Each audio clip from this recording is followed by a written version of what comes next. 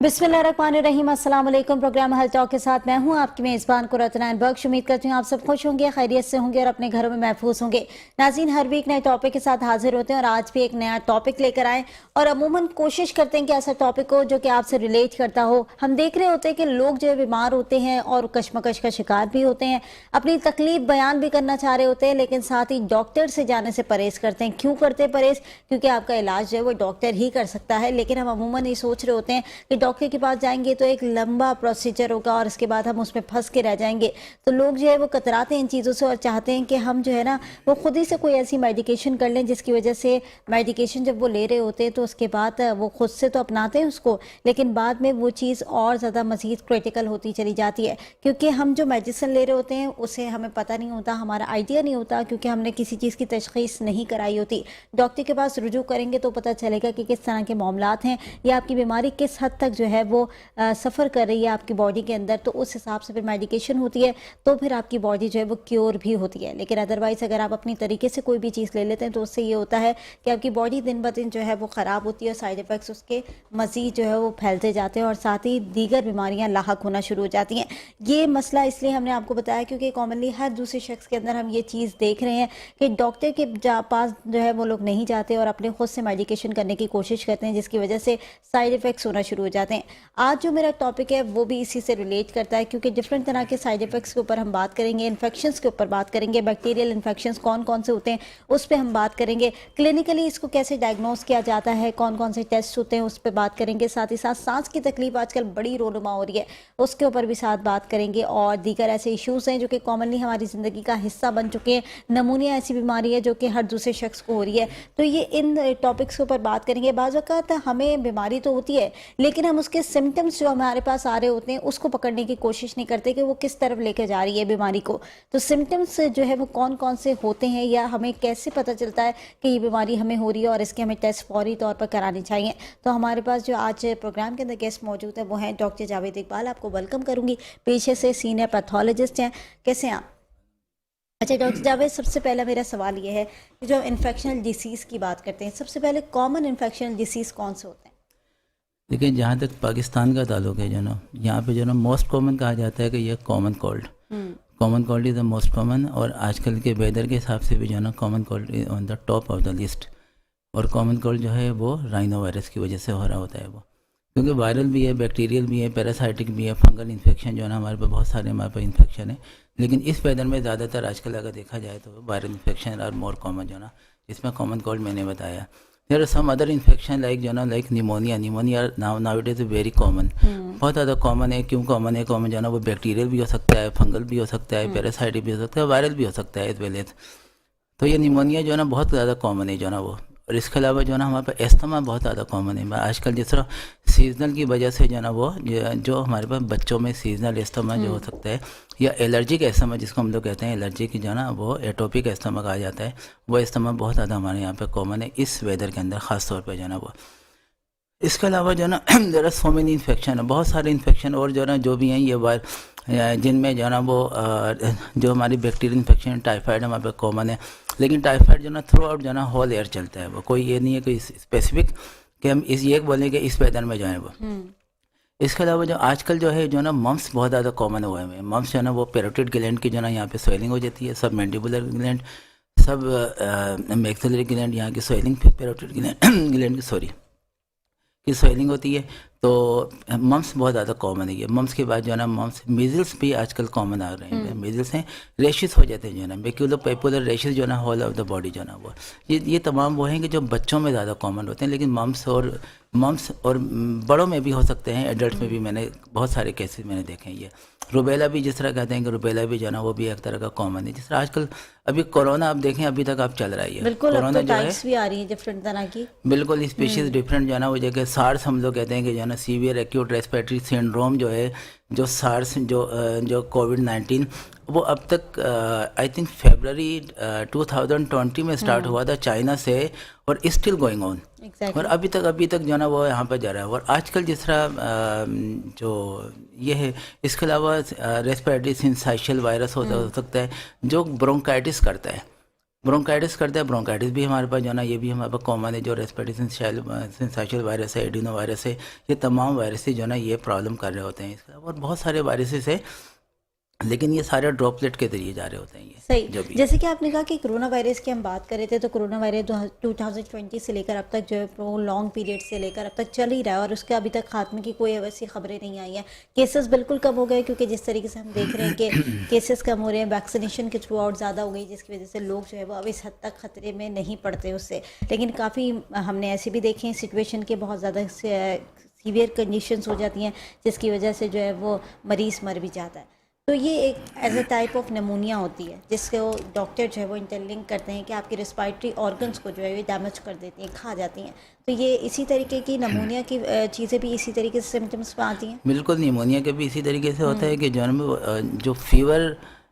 Usually high grade होगा, उसमें fever होगा, इसके अलावा जो ना डिफ़िकल्टी ऑफ ब्रीथिंग होती है, लंग्स की इन्वॉल्वमेंट हो जाती है, क्योंकि जो ना वो inflammation of the lung parenchyma हम लोग कहते हैं, लंग्स का पेरेन्काइमा की इन्फ्लेमेशन वहाँ पर जो है ना स्वेलिंग हो जाती है। तो ये स्टार्टिंग में जो है ना निमोनिया में ये होता है ये। फिर इसके तो कई टाइप्स होती हैं, जो ना वो मोस्ट कॉमन जो होता है lobar pneumonia and bronchopneumonia होता है। हम लोग कहते हैं कि ये लोबार की इन्वॉल्वमेंट है, एक लोब की इन्वॉल्वमेंट है, या जो है ना कि वो पेची इन्फिल्ट्रेशन है, तो यानी कि जो ब्रोंको निमोनिया में होगा ये चीज़ होती है। तो इसमें डिफ़िकल्टी है, ब्रीथिंग है, फीवर है, कफ है, तो इसके अलावा जो है ना वो साइनोसिस है। और बच्चों में जो है ना बच्चों में भी ज़्यादा जो है ना वो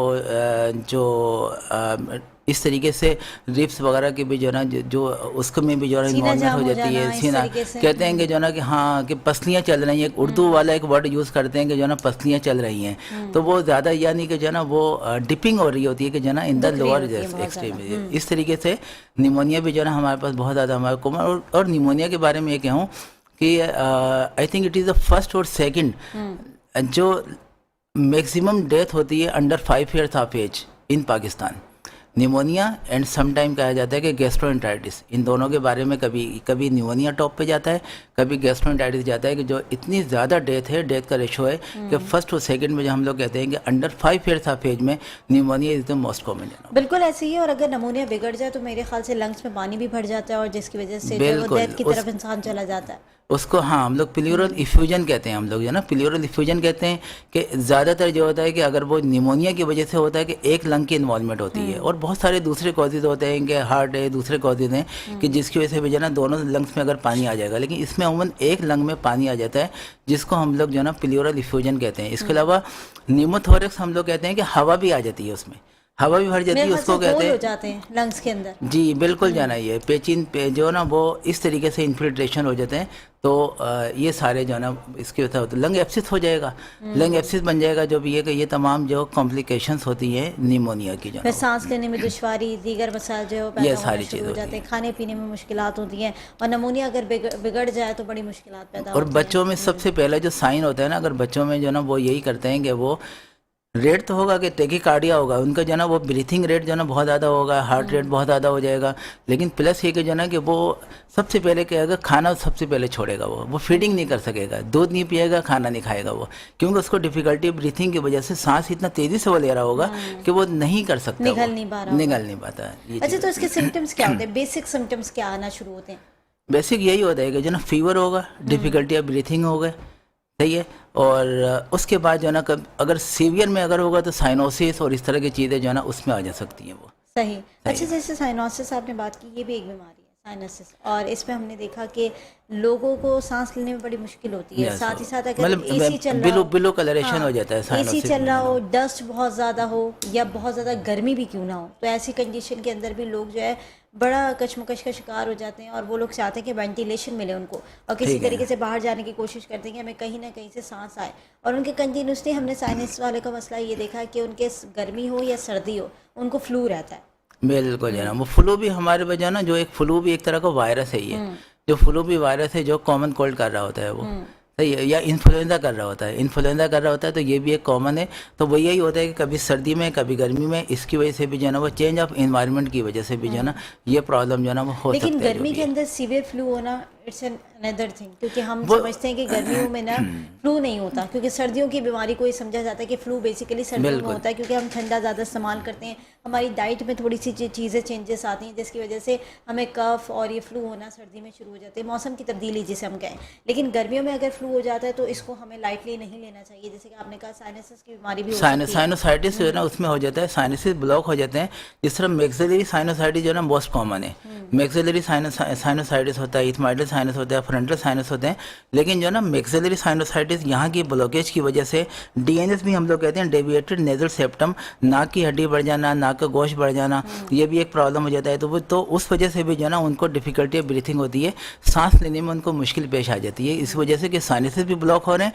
और प्लस एक डीएनएस भी उनको हो रहा है। तो वो सोर थ्रोट, और अगर टॉन्सिलाइटिस है, फेरेंजाइटिस है, तो ये चीज़ें भी, टॉन्सिल इनलार्ज हो गए, इन्फ्लेमेशन हो गए। कैसे कराया जा सकता है? जैसे कि आपने बताया कि सिम्टम्स अगर आ रहे हैं तो लोगों को डायग्नोस करने के लिए या टेस्ट कराने के लिए कौन से टेस्ट को ज़्यादा प्रेफर करना चाहिए? अगर हमें ओवरऑल अगर हम बात करेंगे सारे जन, क्योंकि टॉन्सिलाइटिस फेरेंजाइटिस तो वो तो सामने नज़र आ जाएगा, उसका तो कोई प्रॉब्लम नहीं है। अगर हम ओवरऑल अगर हम कहेंगे जो है कि भाई तमाम जो कम्युनिकेबल डिजीज़ हैं या जो ना इन्फेक्शस डिजीज़ हैं या कोई बैक्टीरियल या वायरल डिजीज़ हैं, तो हम उनको कैसे हम डायग्नोस करेंगे, ये एक बात सारी बात है। तो उसके अंदर जो हमें बेसिक टेस्ट हमें सबसे पहले ज़रूरत पड़ती है एक CBC की, कंप्लीट ब्लड पिक्चर, जिसको हम कहते हैं कि एक कंप्लीट ब्लड पिक्चर। उसमें भी काफ़ी हद तक ये क्लियर हो जाता है कि जो है ना, एक तो सबसे पहले हमें एनीमिया का पता चल जाता है कि हमें एनीमिया है तो हीमोग्लोबिन कितना है उसका,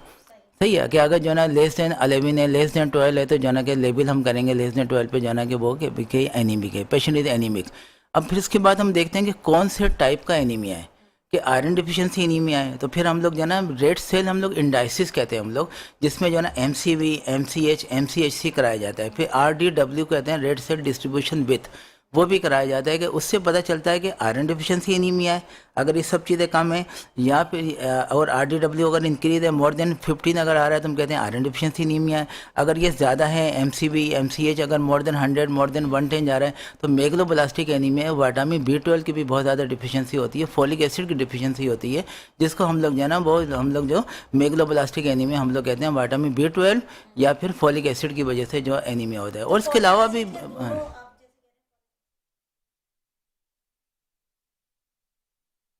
तो क्योंकि मेल के लिए फीमेल में ज़्यादा कॉमन होता है, क्योंकि मेल की ज़्यादा हम बात करें तो हमने अपनी रिसर्च के मुताबिक सुना है कि फॉलिक एसिड ज़्यादा क्वांटिटी में अगर इस्तेमाल की जाए तो मेल के लिए नुकसानदेह होती है, लेकिन फीमेल खाए तो उसके लिए यूज़फुल होती है। नहीं, प्रेगनेंसी में उसको ज़्यादा ज़रूरत पड़ती है वो, क्योंकि जो है वो बच्चे की वजह से जाना, अगर वो अगर नहीं देंगे, अगर वो फॉलिक एसिड डिफिशिएंसी अगर होगी तो बहुत सारी जो है ना कॉन्जेनाइटल डिजीज़ जो है ना बच्चे को हो सकती हैं वो। यानी इन्फेक्शनल डिसीज़ की जो आप बात करें, कॉमनली हमें CBC कराते रहना चाहिए हर 3 मंथ्स CBC के मस्ट है। बाद। अगर फिर CBC के बाद हम लोग करा देंगे C-react। अच्छा, इसमें एक चीज़ और बड़ी इंपॉर्टेंट चीज़ हो गई है कि थ्रोम्बोसाइट्स हम लोग देखते हैं, जिसको प्लेटलेट्स कहा जाता है। अभी आप देखें कि जो ना जो कोरोना वायरस था, कोरोना वायरस, डेंगू वायरस भी होगा जो हमारे जो ना बाइट की वजह से, जो मॉस्किटो बाइट की वजह से, तो इन दोनों चीज़ों में, इसके अलावा टाइफाइड है, मलेरिया है, इन सब चीज़ों में प्लेटलेट्स कम हो जाते हैं, जिसको हम लोग कहते हैं थ्रोम्बोसाइटोपिनिया। अब ये कोरोना में आप देखिएगा, जो आपने देखा होगा कि उस टाइम जो ना कितना ज़्यादा ये कॉमन हो गया था कि किसी के लेस देन 50,000 हो गया,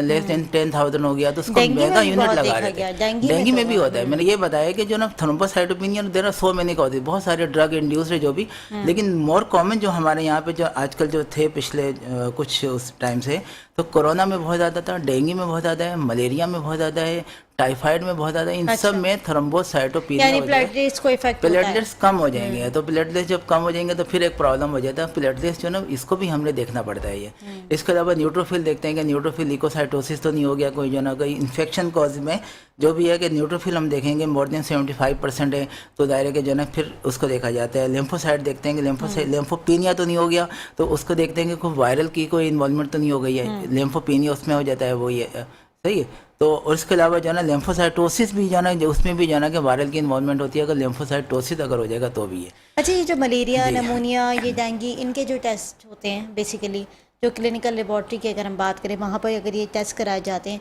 तो क्या ये ब्लड के थ्रू आउट हो जाते हैं तीनों टेस्ट? ज़्यादातर ब्लड के जरिए होगा, क्योंकि हम ICT मलेरिया अगर हम कराते हैं तो मलेरिया पे उस पर डायग्नोस हो जाएगा। CBC में पता चल जाएगा। CBC अगर हम कंप्लीट ब्लड पिक्चर अगर हम लेते हैं तो उसमें भी जो है ना अगर कोई अच्छा पैथोलॉजिस्ट अगर होगा, तो अगर अच्छा क्लिनिकल पैथोलॉजिस्ट होगा तो वो आराम से वो देख सकता है कि जो है कि वो इसकी स्पीशीज़ जो हमारे पास जो स्पीशीज़ होती हैं हमारे पास 4, तो वो आराम से वो देख सकता है कि जो है प्लाज्मोडियम वाइवेक्स है, फेल्सीपेरम है, कौन से जो है कि हमारे पास ज़्यादा कॉमन यही वाले हैं, तो आराम से वो देख सकता है वो उसके वो। इसके अलावा जिस तरह टाइफाइड के बारे में, टाइफाइड भी ब्लड से पता चल सकता है, लेकिन ब्लड में अगर हम कराएं, कल्चर हमें उसूलन कराना चाहिए। जो सीबीसी के साथ साथ हमें जो है ना ब्लड पर सीएस कल्चर सेंसिटिविटी जिसको कहा जाता है वो कराना चाहिए आफ्टर 1 वीक, या मतलब एट द टाइम ऑफ जो है कि 1 वीक के अंदर जो है ना विद इन अ वीक कराना चाहिए, वो करा लेना चाहिए। तो उससे क्या पता चलता है? उसमें पता चल जाएगा कि हम लोग एंटीबॉडीज हम लोग जो है ना वो देख रहे होते हैं हम लोग। एक तो हमारे पास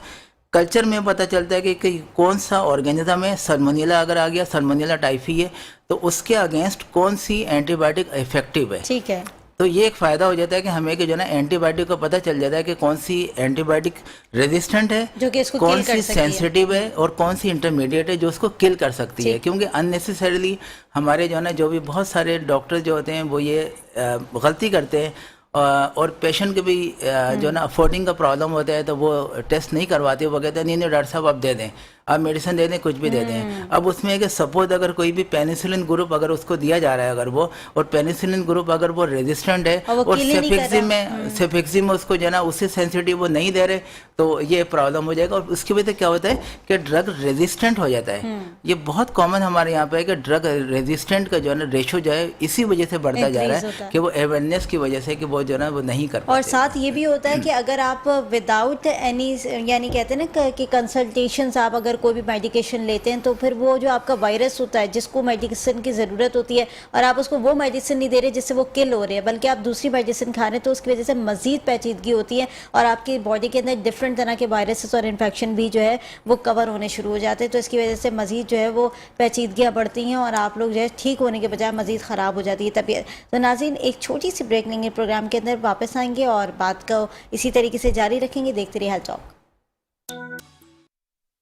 वेलकम बैक नाज़रीन, प्रोग्राम में एक बार फिर खुशामदीद कहेंगे। नाज़रीन, ब्रेक पर जाने से पहले बात कर रहे थे बहुत सारे इन्फेक्शन डिसीज़ के हवाले से, साथ ही नमूनिया की डिसीज़ के हवाले से बात की कि इसकी कौन सी टाइप्स होती हैं और इसके कौन से ऐसे टेस्ट होते हैं जो कि आप लोग करा सकते हैं। और हमने बताया कि जिस तरीके से आप कोई भी इन्फेक्शन आपकी बॉडी के अंदर इंजेक्ट हुआ होता है और अगर उसकी मेडिसिन आप लोग क्योर के लिए नहीं लेते तो फिर वो चीज़ आपके मज़ीद फैल सकती है और डिफरेंट तरह की बीमारियाँ जो है वो लाहक हो सकती हैं। डॉक्टर साहब बता रहे थे, डॉक्टर जावेद आप बता रहे थे कि CBC एक ऐसा टेस्ट है जो कि आपको कॉमनली आपकी ब्लड के सर्कुलेशन को बता देगा कि कौन सा इन्फेक्शन आपकी बॉडी के अंदर जो है वो इस वक्त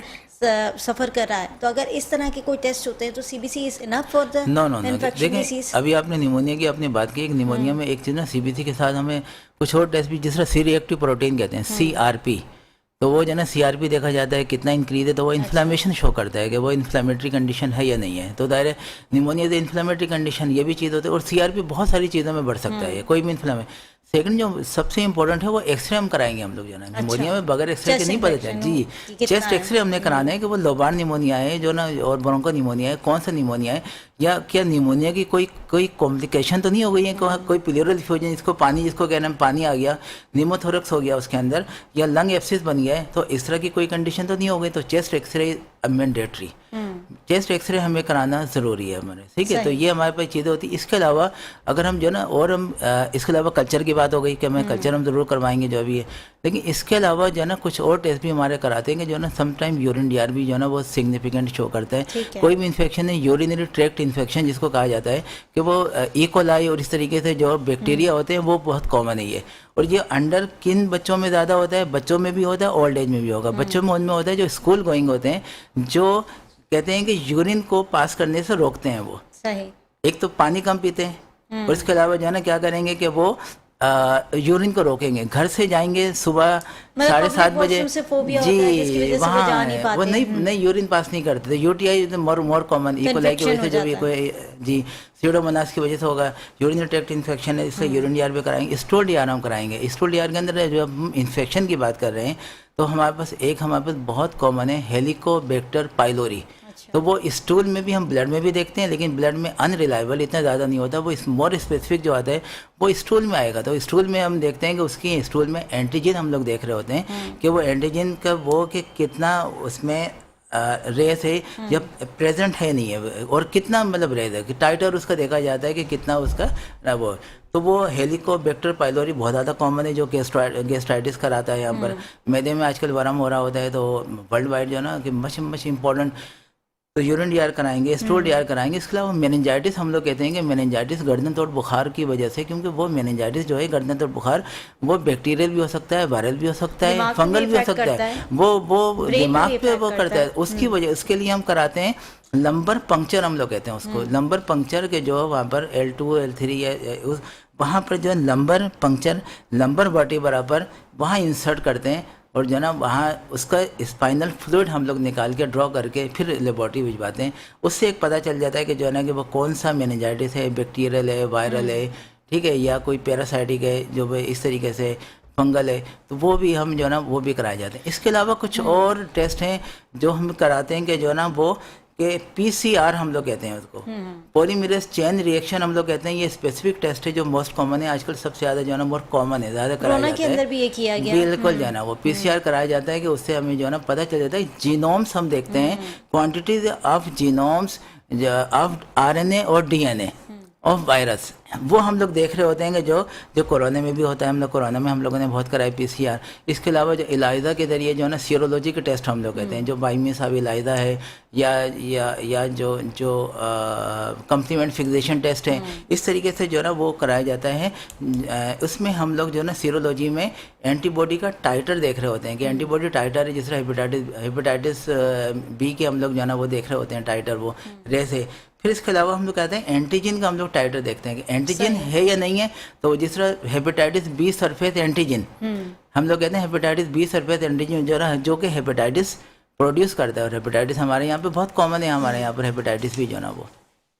इस तरीके से इस तरह के टेस्ट होते हैं क्लिनिकल लेबोरेटरी के अंदर, और इस तरह के टेस्ट कराने भी चाहिए, क्योंकि लोग जो है वो नज़रअंदाज करते हैं टेस्ट को, और लोग जाना नहीं पसंद करते हैं कि नहीं भाई हम नहीं करवाएंगे, कहीं और कुछ और ना निकल जाए मसला। तो लोग काफ़ी घबराहट का शिकार होते हैं, जो कि घबराहट नहीं रखनी चाहिए, क्योंकि आप अगर पीक से बीमारी को पकड़ लेंगे तो आपके लिए आगे जाके कॉम्प्लिकेशंस नहीं होंगे। अच्छा, एक और चीज़ मैं आपसे बड़ी इंपॉर्टेंट पूछना चाहूँगी, सीनियर पैथोलॉजिस्ट हैं आप, क्लिनिकली आपने काफ़ी जो है वो चीज़ें देखी होंगी, करी भी होंगी। एक डेंगू की बीमारी जब अभी आप देख रहे हैं कि सराउंडिंग में है भी, और काफ़ी हद तक पीक पर गई डेंगू की बीमारी, लेकिन लोग जो डेंगू का शिकार हुए वो उससे क्योर भी हुए, लेकिन क्योर होने के बाद मैंने देखा कि बॉडी के अंदर एक अजीब सा एंटीजन उनके बॉडी में डेवलप हो गया, जो कि डेंगू तो ख़त्म कर गया, लेकिन साथ ही साथ उनका बुखार जो है वो नहीं उतारा उसने, और कंटिन्यूसली वो बुखार की कैफियत में रहे। और उसके बाद मलेरिया, नमूनिया, इन तमाम चीज़ों के टेस्ट हो गए, लेकिन वो उसमें भी नहीं आ रहा कि मलेरिया और नमूनिया उनको है भी या नहीं है, लेकिन एक अजीब किस्म का बुखार बॉडी के अंदर जो है वो गर्दिश करता रहा।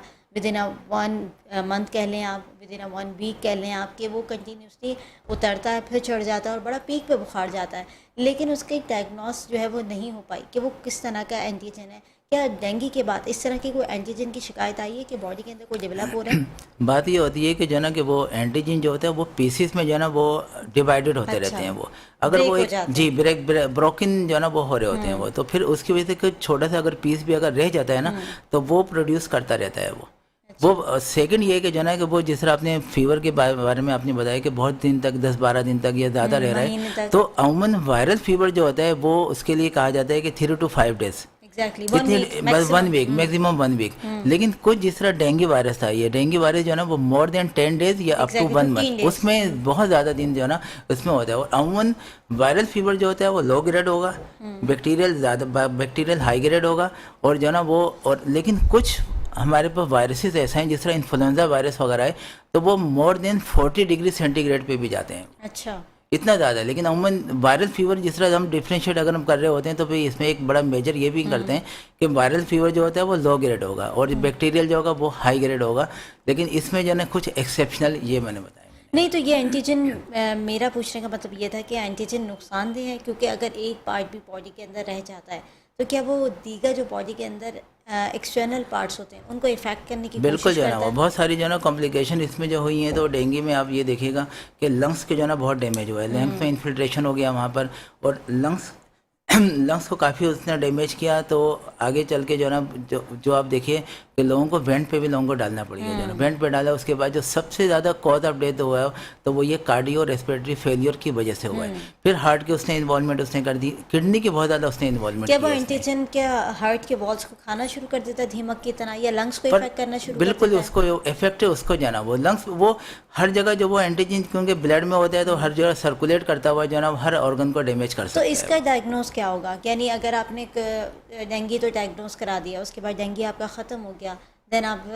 का बुखार जो है वो कंटिन्यूसली आपकी बॉडी के अंदर सफ़र कर रहा है और इस तरह का कोई एंटीजन आपकी बॉडी के अंदर रिवॉल्व कर रहा है, तो फिर इसके टेस्ट क्या होंगे, फर्दर क्या मतलब ट्रीटमेंट होगी इसकी? क्योंकि लोग जो है वो इसी कश्मकश का शिकार रहते हैं कि डेंगू तो हमने करा लिया वो क्लियर है, मलेरिया करा लिया नहीं, सिम्टोमेटिक ट्रीटमेंट नमोनिया होगी करा लिया वो जी, क्लियर जी, है, जी, फिर जी। इसके लिए कौन से स्पेसिफिक टेस्ट होते हैं? मैंने आपको बताया ना मैंने कि जो हम सीरोलॉजी हम करा रहे होते हैं, सीरोलॉजी होता है, इसके अलावा जो है पीसीआर हम करा रहे होते हैं, ये तमाम टेस्ट पे जो है ना इसी पर हम लोग डायग्नोस कर रहे होते हैं वो, ठीक है, ये तो diagnose हो चीज़ें जाता और है इस पे? एंटीजन वो इसी पर डायग्नोस होता है, वो यही वाले टेस्ट कराते हैं। और इसके अलावा जो दायरे के बाद ऑर्गन डैमेज कर रहा होता है, हर ऑर्गन डैमेज कर सकता है, हर ऑर्गन कहीं पे भी कोई जाकर भी डैमेज antigen। करेगा जी। और परसिस्ट अगर कर रहा होगा तो वो जो है ना वो डेंगी हम करा रहे हैं, डेंगी एंटीजन जो सीरोलॉजी के टेस्ट में वो कंटिन्यू वो जो है ना पॉजिटिव आ रहा होता है वो। सही। ये अच्छा, आजकल जो आप देख रहे हैं, आप खुद भी ज़ाहिर ट्रैवल करके अभी आए होंगे यहाँ पर, देख रहे हैं तरक्याती काम बड़े तेज़ी से जारी है सड़कों पर, और बहुत सारी जगहों पर ऐसे ही है जो कि तरक्याती काम जारी है। साथ ही साथ हमारी जो वेदर की कंडीशन है या एनवायरमेंटल पोल्यूशन की बात करें तो बड़ा डस्टी वेदर होता है, और अभी तरक्याती काम की वजह से वैसे ही बड़ा डस्टी वेदर है, जिसकी वजह से लोग जो सफ़र कर रहे होते हैं, जो एक जगह से दूसरी जगह जाते हैं या अपने जॉब्स पे जा रहे हैं या काम पर जा रहे हैं, तो उन्हें सांस लेने में बड़ी दुश्वारी का सामना करना पड़ता है। और ज़ाहिर है डस्टी वेदर है उसकी वजह से भी होता है, और बाज़ वक़्त लोग डस्ट एलर्जी का शिकार होते हैं, जिसकी वजह से और ज़्यादा उनको परेशानी का सामना करना पड़ता है। तो सांस की बीमारी अगर हो जाए तो उसके लिए क्या करना पड़ता है, या उसके लिए क्या क्लिनिकल ऐसी चीज़ें हैं जो कि हमें अपनानी पड़ती हैं? देखें इस वेदर के हिसाब से अगर हम देखें तो जो ना मैंने बताया मैंने कि सीजनल जो एलर्जी का इस्तेमाल हम लोग कहते हैं, एलर्जी का इस्तेमाल is much much more common. और ये एलर्जी है क्योंकि वो उसमें हम लोग इस्तेमाल को जो है ना जिस तरह ब्रोंकियल इस्तेमाल होता है, ब्रोंकियल इस्तेमाल में क्या चीज़ होती है, वो सर्टन मेडिएटर्स जो है ना वो रिलीज हो रहे होते हैं, वो hyper responsiveness of ट्रेकियो bronchial tree, trachea जो हमारे बहुत सांस की नाली और ब्रोंकस उसका जो है ना हाइपर रेस्पॉन्सिवनेस हो जाते हैं बाई सर्टन स्टिमुलाई।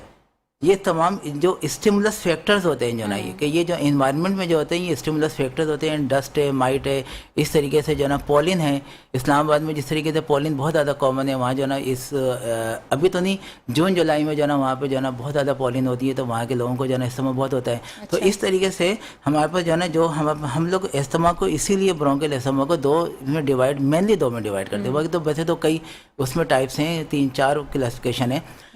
कि एटोपिक अस्थमा है जिसको एलर्जी का अस्थमा भी कहा जाता है, या चाइल्डहुड अस्थमा कहते हैं, और दूसरा एडल्टहुड अस्थमा कहते हैं जिसको जो है ना नॉन एटोपिक कहा जाता है वो, ठीक है। तो एलर्जिक अस्थमा जो है वो जो है ना वो IgE मेडिएटेड जो है ना हाइपर सेंसिटिविटी रिएक्शन की वजह से, IgE जो है ना वो इम्यूनोग्लोबुलिन E उसकी वजह से जो है ना ये चीज़ होती है वो, और ये बच्चों में ज़्यादा कॉमन हो गई है। और ये किस वजह, और साथ में एसोसिएटेड कुछ और चीज़ें इनको मिल जाती हैं कि जिस तरह साइनोसाइटिस है, आर्टिकेरिया है, एक्जिमा हो जाता है, कंजंक्टिवाइटिस है, साइनोसाइटिस है, ये तमाम चीज़ें जो है ना इनमें एसोसिएशन इनमें मिलेगी है, ठीक है। और मेडिएटर जो होते हैं वो हम लोग कहते हैं मास्ट सेल्स। एक थोड़ा सा मैं बता दूँ ज़रा, वो चीज़ होती है एडवांस से हो जाएगा कि मास्ट सेल जो है ना वो डीग्रेन्युलेशन होते हैं जो रिलीज करते हैं सर्टन मेडिएटर्स लाइक हिस्टामिन, हमारी बॉडी में होगा हिस्टामिन, और इसके अलावा जो है ना हिस्टामिन ल्यूकोट्राइन्स, जिसको आजकल जो है ना मोंटेलुकास्ट उसको जो है ना ब्लॉक करने के लिए, उसका एंटागोनाइज करने के लिए हम लोग देते हैं मोंटेलुकास्ट। तो ल्यूकोट्राइन्स C4 D4 E4, सही है, ये तमाम ल्यूकोट्राइन फैक्टर होते हैं, प्लेटलेट एक्टिवेटिंग फैक्टर होते हैं, कीमोटेक्टिव फैक्टर्स होते हैं ये, ठीक है। ये तमाम जो है ना प्रोस्टाग्लैंडिन होते हैं। अच्छा, जो ये भी जो सारी आप बायोलॉजिकल टर्म्स बता रहे हैं बड़ी मुश्किल टर्म्स है, क्योंकि हाँ इसीलिए मैंने बताया कि क्लिनिकली में होते हैं तो आपको ये सारी चीज़ें पता है। कोई एग्जांपल देके बताएं जिससे हमारी ऑडियंस समझ पाए कि इस तरह की अगर कंडीशन आपकी ज़िंदगी के अंदर हो जाए तो उसको कैसे बाहर निकलना चाहिए, उसके साथ कैसे कैसे आप लोगों ने टेस्ट कराने चाहिए जिसकी वजह से ये चीज़ें आपके साथ ना हो। हाँ देखें, जहाँ तक टेस्ट की बात है तो सिंपल सबसे पहले तो जो है ना, क्योंकि ब्रोंकियल अस्थमा अगर है तो एक्सरे करा लें तो बेहतर है कि कुछ और कोई कॉम्प्लिकेशन तो उसको नहीं हुई है। हम ये समझ रहे हैं कि जो है ना डिफिकल्टी ऑफ ब्रीथिंग है, तो शॉर्टनेस ऑफ ब्रेथ हम कह रहे हैं, शॉर्टनेस ऑफ ब्रेथ है तो हम सिंपली एक्सरे करा, वो बगैर एक्सरे कराए हम कह देंगे नहीं जी कोई मसला नहीं है, आपको ब्रोंकियल अस्थमा है। और जो है ना देयर में भी समथिंग एल्स, कुछ और उसको हो सकता है, उसको हो सकता है कि कोई कार्डियक अस्थमा और कुछ है। लेकिन क्या जो अगर ब्रोंकियल अस्थमा अगर होगा तो उसमें हम कहते हैं कि जो है ना, एक उर्दू में एक वर्ड हमारे बहुत ज़्यादा बोला जाता है कि डॉक्टर साहब, एक तो कहते हैं पसलियाँ चल रही हैं, दूसरा कहा जाता है कि सीटियाँ बजा रहे हैं, सीटियाँ बज रही हैं। तो वो सीटियाँ एक्चुअली क्या होता है, विस्लिंग साउंड हम लोग कहते हैं उसको, वीजिंग भी कहा जाता है। हम लोग अपनी टर्मिनोलॉजी में वीजिंग कहते हैं, लेकिन विस्लिंग साउंड भी उसको कहा जाता है। तो ये ब्रोंकियल अस्थमा में आप जो ना पेशेंट का clinical history and examination are very important. आपने एग्जामिनेशन, आपने जो है ना हिस्ट्री लेनी है, कब से, क्योंकि ये एलर्जिक है तो फैमिली हिस्ट्री भी हो सकती है। फैमिली हिस्ट्री है, कोई बिल्कुल इनहेरिटेंस है कि जो है ना कि मदर से फीटस में आ गया, मदर से उसमें आ गया, चाइल्ड में आ गया, तो ये फैमिली हिस्ट्री है। एक से जो है ना दूसरे को जो है ना बच्चों को हो रहा है, तो फैमिली हिस्ट्री, देन एग्जामिनेशन आपने चेस्ट आपने ज़रूर स्टेथोस्कोप रखकर आपने ज़रूर आपने देखना है कि क्या पोजीशन है, कि वो क्रेपिटेशन तो नहीं आ रहे हैं, crepitation are more marked in, अगर वो बायोलेटरल अगर होगा तो हो सकता है कि उसको कार्डियक अस्थमा हो, या कुछ और चीज़ हो सकती है, ब्रोंकाइटिस है, कुछ और चीज़ें जो भी है, लंग्स की दूसरी चीज़ें हो सकती हैं। तो इस वजह से जो है ना ये टेस्ट हमारे कराना जो है, एक एक्सरे हम करा लें तो ज़्यादा बेहतर है। इसके अलावा फिर स्पायरोमेट्री और दूसरी चीज़ें, वो एक एडवांस टेस्ट होते हैं जो हम लोग देखते हैं कि जो है ना कि वो जो है ना peak expiratory volume in 1 second to peak vital capacity, वो रेशो हम लोग देख रहे होते हैं कि वो कितनी रेशो है, 75% 1 से कम है, तो फिर हम लोग कहते हैं ये सारी चीज़ें होती हैं। ठीक है। अच्छा, इसकी मोस्ट ऑफ द एहतियाती तदाबीर क्या होनी चाहिए जिससे लोग बच के रहें? देखिए, सबसे मेन चीज़ तो जो है ना हमारे यहाँ पे जो है ना जो अवेयरनेस नहीं है वो वैक्सीनेशन है। ठीक है। वैक्सीनेशन के बारे में जी लोग दूर भागते हैं। और वैक्सीनेशन जो एक मैंने नेट पे मैंने देखा था मैंने कि सबसे ज़्यादा वैक्सीनेशन जो पर्सन है, वैक्सीनेटेड पर्सन वो पंजाब में, उसके बाद सिंध का नंबर आता है, फिर आता है बलोचिस्तान का और खैबर पख्तूनख्वा का सबसे कम नंबर है। आप देखें लोएस्ट रेशो है। लगवाते ही नहीं ना, वो तो ये क्या समझते हैं कि फिर भी सेकंड नंबर है। अगर लगाएंगे तो फिर हमारी जो है ना कोई और साइड इफेक्ट्स हो जाएंगे, हम बीमार हो जाएंगे, हमारे ऊपर दीगर बीमारियां लाग हो जाएंगी। जो वैक्सीनेशन हुकूमत की तरफ से लगाई जा रही है वो जो है कोई और बीमारी में मुब्तला करने के लिए लगाई जा रही है। यानी इस तरह से जो है ना हमारे दिमाग में चीज़ें आना शुरू हो जाती हैं। तो वैक्सीनेशन हमें जो है ना हमेशा करवानी चाहिए। बहुत सारे पेशेंट आ रहे होते हैं, वो कहते हैं कि डॉक्टर साहब, मैं पूछता भी हूँ, वो कहते हैं हमने तो कभी कराई नहीं, हमने वो न्यू बॉर्न से नहीं कराते। हमें न्यू बॉर्न को जो हमें BCG वैक्सीनेशन हम लोग कराते हैं, जो सबसे पहले ट्यूबरकुलोसिस के लिए हमारे यहाँ पे बहुत कॉमन है, हमारे ट्यूबरकुलोसिस भी, ये भी एक इन्फेक्शन डिजीज है हमें जो है ना वो। तो जो BCG का वैक्सीनेशन लगाते हैं, फिर हम लोग 1.5 मंथ, 2.5 मंथ, 3.5 मंथ में हम लोग जो है ना DPT कराते हैं। और जो है ना DPT, पोलियो और इस तरीके से जो है ना पेंटा हम लोग कहते हैं कि इसको वैक्सीनेशन की, इन्फ्लुएंजा, हेपेटाइटिस B, इस सब की वैक्सीनेशन हमारे होती है। फिर मेजल्स की वैक्सीनेशन होती है जो at the time of 9 month होती है। चलिए, ये तमाम चीज़ें भी मैं आपसे पूछूंगी। बाकी पोलियो एक ऐसी बीमारी है जिसकी वैक्सीनेशन से तमाम लोग घबराते हैं, और इसकी वैक्सीनेशन से घबराना नहीं चाहिए, क्योंकि आपके बच्चे अगर माजूरी का शिकार हो जाएंगे तो आपके लिए मुश्किलात जो है पैदा होंगी, और बच्चों की पूरी ज़िंदगी मुतासर हो जाती है आपके ज़रा से डिसीजन को लेकर। क्योंकि अपना डिसीजन जो है वो सही रखें और वैक्सीनेशन ज़रूर लोगों को पिलवाएं, क्योंकि बच्चे जो है वो पोलियो की वैक्सीन पिएंगे तो ही जो है वो अपने पैरों पर चल पाएंगे। नाज़रीन, एक छोटा सा ब्रेक लेंगे, ब्रेक के बाद हाजिर होंगे। देखते रहिए हेल्थ टॉक। वेलकम बैक नाज़रीन, प्रोग्राम में एक बार फिर खुशामदीद कहेंगे। नाज़रीन, ब्रेक पर जाने से पहले बात कर रहे थे डिफरेंट तरह के इन्फेक्शन डिसीज़ के हवाले से, साथ ही वैक्सीनेशन के हवाले से बात कर रहे थे, क्योंकि पाकिस्तान के अंदर अमूमन ये सोच जन्म लेती है कि वैक्सीनेशन अगर हम लगवाएंगे तो हमें दीगर बीमारियां हो जाएंगी, और साथ ही कहते हैं कि जो वैक्सीनेशन होती है इसको लगवाना बेकार है, इससे कोई फ़ायदा नहीं होता, इससे कोई प्रोटेक्शन नहीं होती। और इसी तरीके से पोलियो के बच्चे जो कि अभी आप तेज़ी से देख रहे हैं कि पोलियो वायरस दोबारा से पाकिस्तान के अंदर सर उठाने लगा, और पाकिस्तान से पोलियो वायरस ख़त्म ही नहीं हुआ है। तो ये एक वजूहत है, क्योंकि हम लोग अपने बच्चों को वो वैक्सीनेशन ही नहीं पिलाते, उनकी प्रोटेक्शन ही नहीं करते, और हमारे दिमाग में ये ख्यालात आते कि अगर हम वैक्सीनेशन पिलवाएंगे तो बच्चा जो है वो मुझसे मज़ीद मुतासर होगा। बल्कि ऐसा नहीं होता, आप वैक्सीनेशन पिलवाएंगे तो अपने बच्चों को ज़िंदगी भर की माजूरी से बचा सकेंगे। पोलियो वैक्सीन भी एक ऐसी हल है जो कि आपको ज़िंदगी भर के लिए आपके बच्चे को जो है वो प्रोटेक्ट कर सके। तो डॉक्टर जावेद, ये हम लोग बात कर रहे थे तमाम वैक्सीनेशन के हवाले से। लोगों के अंदर ये फ़ोबिया होता है एक किस्म का, कि हम फ़ोबिया ही कहेंगे, क्योंकि लोग समझते हैं कि अगर हम वैक्सीन पिएंगे तो उसकी वजह से, या लगवाएंगे तो उसकी वजह से हमारी जो है ना वो ज़िंदगी मुतासर हो जाएगी। बस यही बात है ना कि हमारे यहाँ पर अवेयरनेस प्रोग्राम होने चाहिए। और जो है ना हमारे पास बहुत जिस तरह मैंने बताया, खैबर पख्तूनख्वा में जो है ना वैक्सीनेशन का रेशो सबसे ज़्यादा कम है। तो अगर हम लोग वहाँ के रिलीजियस जो लीडर्स हैं, रिलीजियस पर्सनस हैं, अगर हम उनको इन्वॉल्व करें उनको अगर हम जो है ना वो एजुकेशन अगर हम उनको दें तो आई थिंक जो है ना कि इट वुड बी मच यानी बेटर। उनके साथ एक मेडिकल जी। बोर्ड होना चाहिए जो कि उनको अवेयरनेस बिल्कुल वो, क्योंकि वो उन्हीं को ज़्यादा फॉलो कर रहे होते हैं, उन्हीं को फॉलो करते हैं, तो इस वजह से वैक्सीनेशन वो लोग करवाते नहीं हैं, तो जिसकी वजह से आप देखें कितनी ज़्यादा कॉम्प्लिकेशन, आपने जिस तरह पोलियो का बताया, पोलियो का, इसके अलावा हेपेटाइटिस है, हेपेटाइटिस का अगर वैक्सीन, फिर भी चलो ठीक है 100% वैक्सीनेशन कवर नहीं करती, लेकिन एटलीस्ट 70 to 80% तो प्रोटेक्शन दे रही है ना वो, तो 70 to 80% भी अगर प्रोटेक्शन अगर दे रही है तो इट्स मच बेटर, सही है। तो वो काफ़ी ज़्यादा बेहतर है कि जिस तरह हमारे पास जो है ना कि मीजल्स वैक्सीन है, MMR है, मम्स, मीजल्स, रुबेला, मम्स आजकल बहुत कॉमन है, जिस तरह वो मम्स, मीजल, रुबेला है, रुबेला जो ना लड़कियों को जो ना ज़्यादा हो जाता है कि जो ना वो 10 to 15 ईयर्स आप एज में जो ना उनमें रुबेला हो जाता है। की जो डिसीज है ये कौन सी एजेस में आती है और ये कौन से सीजन में आती है? देखिए मम्स कोई एज सच कोई वो नहीं है कि हम ये कहेंगे जो ना कि ये विंटर वेदर में आ रहा है, ऐसी बात नहीं है वो। अच्छा। मम्स किसी भी टाइम जाना वो, जिस तरह आजकल में से मम्स के पेशेंट में ज़्यादा देख रहा हूँ मैं, मम्स के पेशेंट आ रहे हैं जो तब, लेकिन एज सच कुछ वो नहीं है, कोई मम्स वायरस करता है किसी भी टाइम अटैक कर देगा जो ना वो, कभी भी किसी को एक और, हाँ सॉरी एक बात आपको वो कर दूँ, मम्स का एक और प्रॉब्लम ये है कि मम्स अगर घर में एक फैमिली को अगर हुआ ना, एक किसी फैमिली मेम्बर को हुआ तो जो ना तमाम फैमिली मेंबर को लगेगा, यानी ये ट्रांसमिट होती है, ड्रॉपलेट इन्फेक्शन है ना। अगर बाय मीन्स ऑफ स्नीजिंग, अगर कफिंग से और छींकों से क्लोज कांटेक्ट है वो लोग जो ना वो, हमारे यहाँ पे जो ना कहाँ मतलब वो एक रूम में जो ना वो 4-4-6 लोग रह रहे हैं, तो वो क्लोज कांटेक्ट की वजह से जो ना bye means of droplet infection, तो ड्रॉप्स अगर वो जा रहे हैं तो वो एक से दूसरे को लगेगा, तो वो जो क्योंकि इसका इंक्यूबेशन पीरियड होता है 10 to 15 डेज, तो 15 दिन के बाद जो है दूसरे को लगना जरूर है। तो इस तरह जो ना मेजल्स भी काफ़ी ज़्यादा इस तरह कॉमन है, हेपेटाइटिस मैंने बताया, हेपेटाइटिस जो ना वो भी होता है, लेकिन हेपेटाइटिस B, C, D वो ज़्यादातर जो है ना जो भी है कि वो ब्लड जो ना वो उसके जरिए जो हो रहा होता है वो, या फिर IV एब्यूज़र के बारे में हम बात करते हैं, जो भी हीरोइन एडिक्ट वगैरह जो होते हैं वो